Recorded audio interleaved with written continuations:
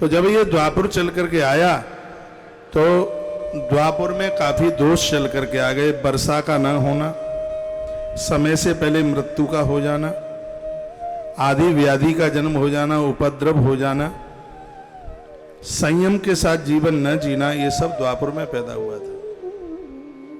इससे पहले के 2 युगों में ये नहीं था। दुख से मुक्ति पाने के विषय में सोचने की बात लोगों के मन में द्वापर में आई। पहले के युगों में तो पता ही नहीं था ये कि कोई अपराध भी होता है, अन्याय भी होता है, लेकिन चरम सीमा पर अज्ञान पैदा हो चुका था। दुर्योधन जैसे गिरे हुए लोग द्वापर में ही जन्मे। द्वापर से ये युग विलंदा ही कम है, ज्यादा अंतर नहीं है। द्वापर में भी अपराध चरम सीमा पर था। क्यों? 50% धर्म खत्म था। 4 पांव है ना धर्म के, तो 2 तो टूट ही गए थे, 2 पर था। द्वापर में अन्याय बढ़ रहा था,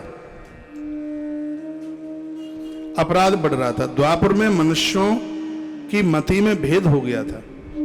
मन से, कर्म से और वाणी से अत्यंत कठिनता से सामाजिक व्यवस्था का निर्वाह कर रहा था व्यक्ति। सामाजिक बनना बड़ा मुश्किल हो रहा था द्वापर में भी। अब ये द्वापर की कुछ बातें ना कहूं तो अन्याय हो जाएगा ना, ग्रंथ के साथ परिचय देना पड़ेगा, बताना पड़ेगा। द्वापर में सब प्राणियों में शारीरिक कष्ट हो रहा था, ये और युगों में नहीं था। शरीर को परेशानी, मेहनत करने के बाद थकान, रोग से ग्रसित होना, ये पूर्व के युग में नहीं था। ये सब द्वापर में चल के आ गया था।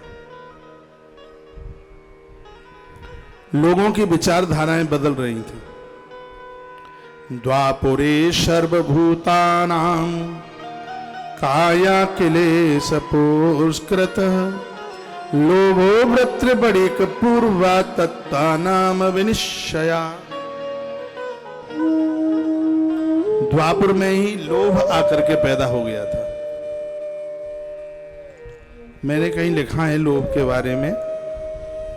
लोभ किसे कहते हैं? हाँ,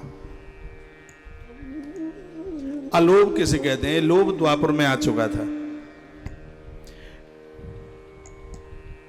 पराई चीज को देख करके मन में उसको प्राप्त करने की कभी भी इच्छा जाहिर न हो, उसको अलोभ कहते हैं। किसी की संपदा तुम्हें अपनी तरफ आकर्षित ना कर पाए, उसको अलोभ कहते हैं। जो अपना नहीं है उसको भी प्राप्त करना चाहे, और जो है उसको खर्च करना ना चाहे, उसको लोभ कहते हैं। ये बड़ा खतरनाक है, नरक पहुंचाने की सड़क दिखाता है ये। काम, क्रोध और लोभ तीनों ऐसे ही है। नाथ नरक के पंथ मंदोदरी ने कहा था। इस ग्रंथ में लोभ और अलोभ की परिभाषा बताई।